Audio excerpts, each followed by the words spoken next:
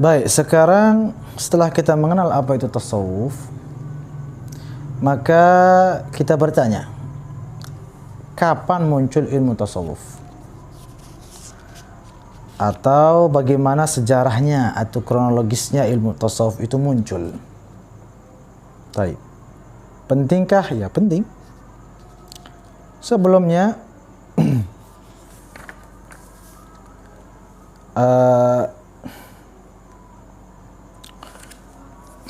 yang harus kita ketahui bahwa ilmu-ilmu umumnya muncul itu biasanya di saat-saat memang dibutuhkan.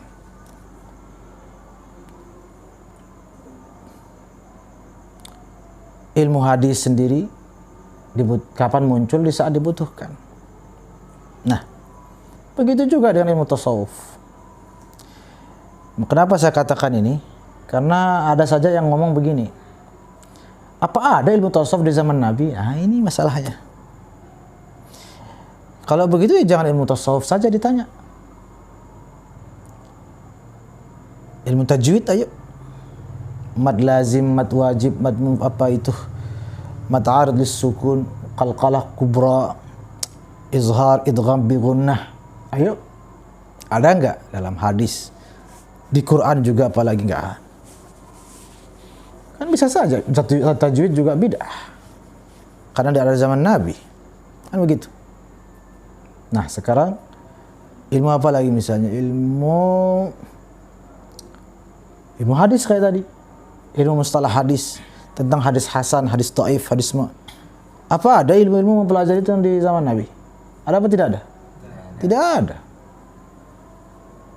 Kenapa tidak ada yang permasalahkan ilmu hadis? Ilmu fikih saja, dan usul fikih, belum lagi qawaid fiqhiyah, kaidah-kaidah fikih kayak al-umur bi maqasidiha, ad-darar yuzal, ad-darurat tuqaddar bi qadriha ila akhir. Ya, al-'ada muhakkamah. Tidak ada zamannya. Apa ada yang mengatakan ilmu usul fikih atau qawaid fiqhiyah? Tidak ada yang bilang sesat. Giliran tasawuf dibilang ini tidak ada di zaman Nabi. Oh, subhanallah. Itu satu. Kedua, tadi saya katakan di awal, biasanya ilmu itu muncul karena dibutuhkan. Di zaman Nabi, ya Allah ya Karim, semua sahabat itu sudah bersih-bersih hatinya, bening-bening jiwanya, luar biasa. Akhlaknya, masya Allah, cintanya sama Rasulullah Sallallahu Alaihi Wasallam. Ibadahnya, masya Allah, tabar, tidak usah dibahas deh. Apa perlu mereka diajarin ilmu untuk membersihkan jiwa? Aduh, kan keterlaluan. Begitu juga masa-masa tabi'in dan beberapa masa setelahnya. Begitu mulai banyak merajalela maksiat, sudah agama itu sudah mulai tidak diperhatikan, orang lebih condong kepada dunia. Nah, disitulah para ulama dan para aulia memandang perlu menghidupkan kembali jiwa-jiwa umat Islam, maka dihadirkanlah ilmu yang disebut ilmu tasawuf. Makanya kita tidak heran ilmu tasawuf itu muncul pada masa-masa Imam Junaid al-Baghdadi.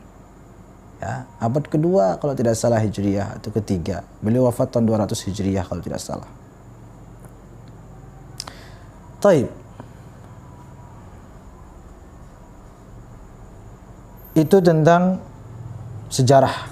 Makanya ini saya kutip Profesor Dr. Muhammad Said Ramadan Al-Buti, ulama dari Suriah, syahid beliau. Dan beliau alumni Al-Azhar juga. Apa kata beliau? Menarik kata beliau ini. At-tasawufu ismun hadithun limusamman qadim. Tasawuf adalah nama yang baru, tetapi isinya, substansinya sudah dahulu kala.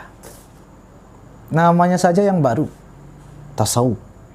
Maksudnya baru muncul setelah masa tabi'in dan seterusnya.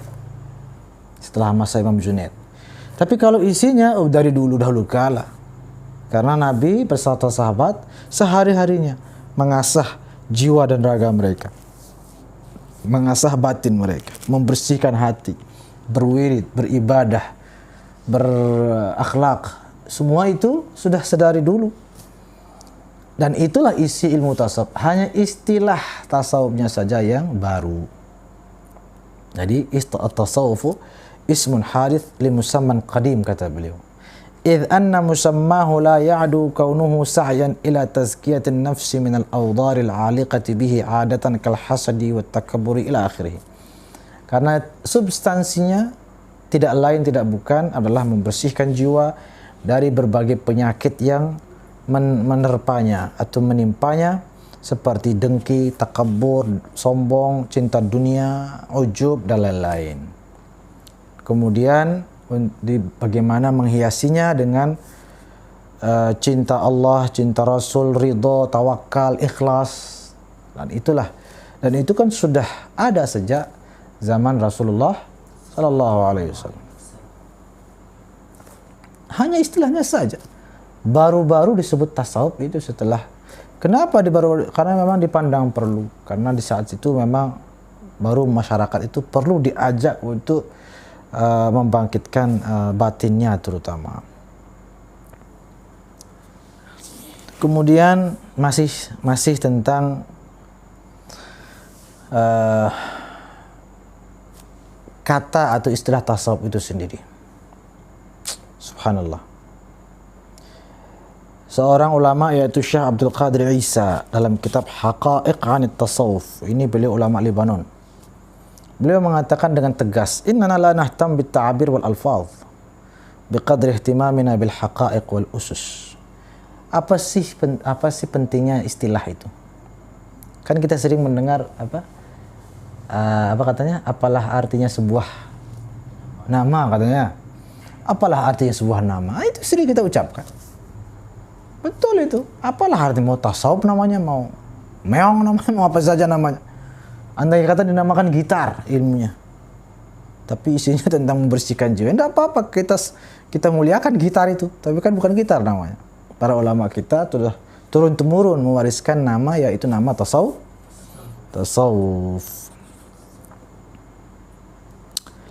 Kemudian Dr. Ahmad Al-Wash. Ini juga seorang tokoh dan pemikir Muslim. Dikutip dari majalah Muslim edisi Muharram 1376 Hijriah. Apa kata tokoh ini, Dr. Ahmad Al-Wash? قد يتساءل الكثيرون عن السبب في عدم انتشار الدعوة إلى التصوف في صدر الإسلام وعدم ظهور هذه الدعوة إلا بعد عهد الصحابة والتابعين. Mungkin ada orang bertanya, katanya, kenapa sih kok tidak pernah kita dengar seruan untuk bertasawuf, mengajak ayo kita mendalami tasawuf? Kenapa kita nggak pernah didengar tentang itu di awal-awal agama Islam, terutama di masa sahabat dan tabi'in? Wal jawabu an hadza, ini beliau mengatakan jawabannya adalah innahu lam takun min hajatin ilaiha fil asr al-awwal lianna ahla hadzal asr kanu ahla taqwa wa wara' ila akhirih.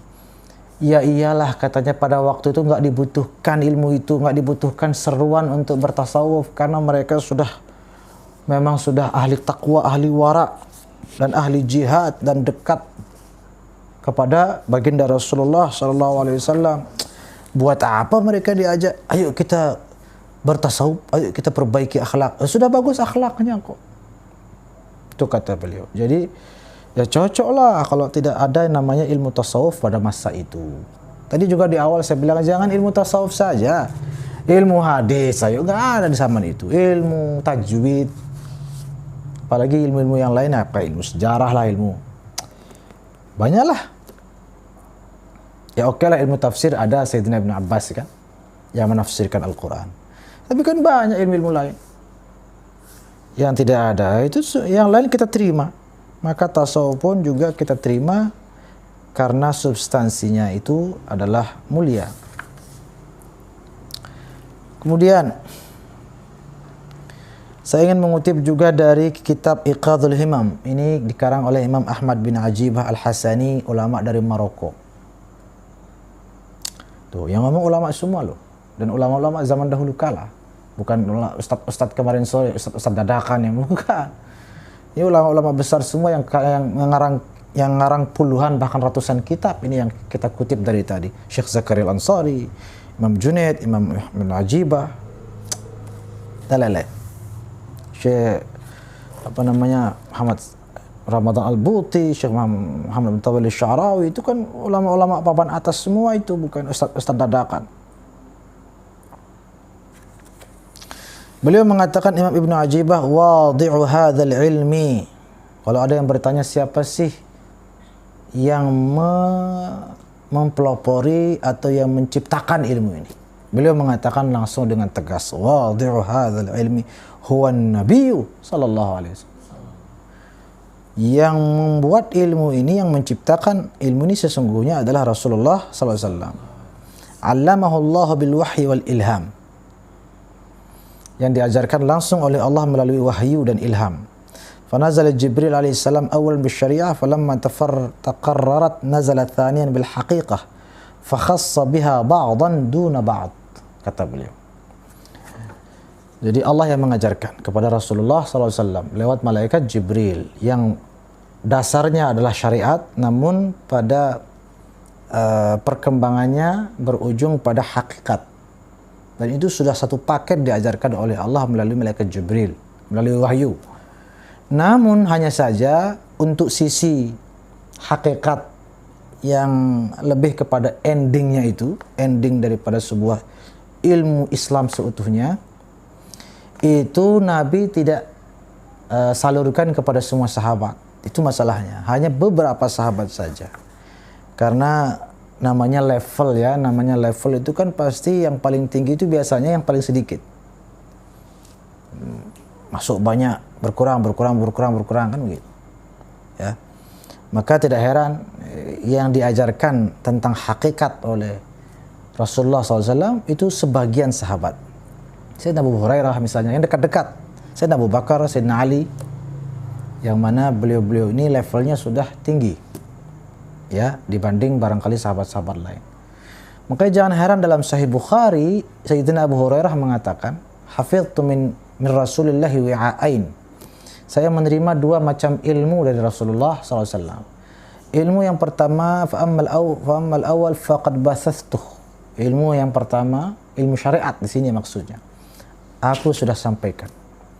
Wa ammal akhar falau basathtuhu laquti'a hadzal bul'um. Adapun bagian yang kedua, jenis yang model ilmu yang kedua yang juga saya terima dari Nabi, kalau saya sampaikan, kalau saya beberkan, dipotong leher ini, katanya. Begitu. Nah, itu Sayyidina Abu Hurairah. Banyak lagi riwayat-riwayat menunjukkan bahwa ada ilmu hakikat yang tidak semua sahabat tahu. Sayyidina Ibnu Abbas saja pernah ditanya oleh sahabat lain tentang tafsir ayat, kalau tidak salah apa itu ya, Allahu a'lam, pokoknya tidak salah ayat tentang penciptaan langit dan bumi dalam 7 hari dan lain sebagainya. Dalam 6 hari, mohon maaf. Sahabat nanya, apa maknanya nih wahai Ibnu Abbas? Apa jawaban Sayyidina Ibnu Abbas? Dalam riwayat itu disebutkan, beliau mengatakan, kalau saya tafsirkan ini, kalian akan menuduh saya kafir.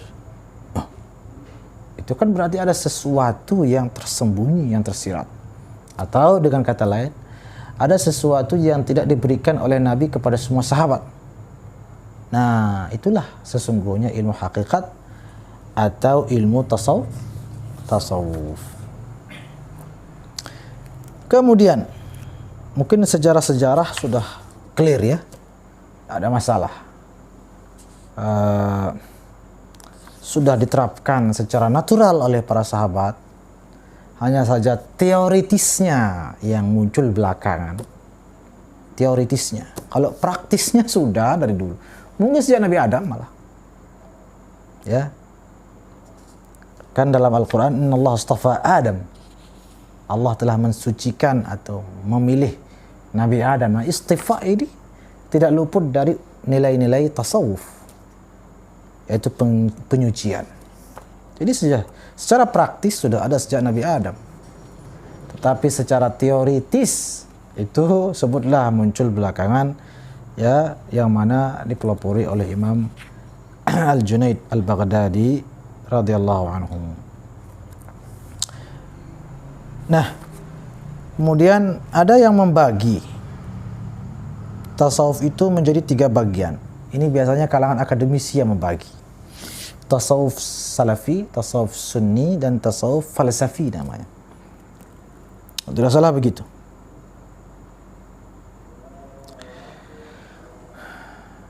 Ini juga umum kita dengar. Tasawuf salafi, tasawuf sunni, tasawuf falsafi. Atau tasawuf filosofis. Kalau tasawuf salafi, tasawuf klasik. Tasawuf sunni, tasawuf sunni yang sifatnya praktis, tasawuf praktis amali. Ada tasawuf falsafi. Ya, ini pembagian tidak tahu bagaimana asal-muasal dasarnya, tapi ini pembagian ala-ala akademis lah. Karena sesungguhnya tasawuf itu menurut Al-Habib Ali Zainal Abidin Al-Jifri, hafizahullah, beliau dai masyhur, masih hidup saat ini, mudah-mudahan beliau panjang umur, sehat walafiat. Beliau mengatakan tasawuf itu tidak filsafat. Ada istilah tasawuf filosofis, seakan-akan tasawuf itu filsafat. Tidak ada hubungannya tasawuf. Tapi yang namanya akademisi, karena menemukan ada beberapa kaum sufi yang lebih banyak menyampaikan teori detail tentang filosofi hidup, filosofi batin, filosofi ketuhanan, atau sehingga diistilahkanlah tasawuf filosofis, padahal bukan filsafat tasawuf itu. Dan para ulama-ulama sufi itu menyampaikan apa yang dihasilkan melalui kasyaf. Kan filsafat itu kan identik merenung, mikir. Nah, orang sufi tidak begitu. Besok itu langsung ilham dari Allah, musyahadah, langsung namanya mukasyafah, tersingkap batinnya sehingga dapat menyaksikan banyak hal yang tidak disaksikan oleh orang lain. Taib. Ada juga yang membagi 3 pembagian, ada 3 bagian pelaku tasawuf itu. Yaitu kalau tidak salah ada namanya sufi, ada namanya mutasawwif, ada namanya mutamaswif.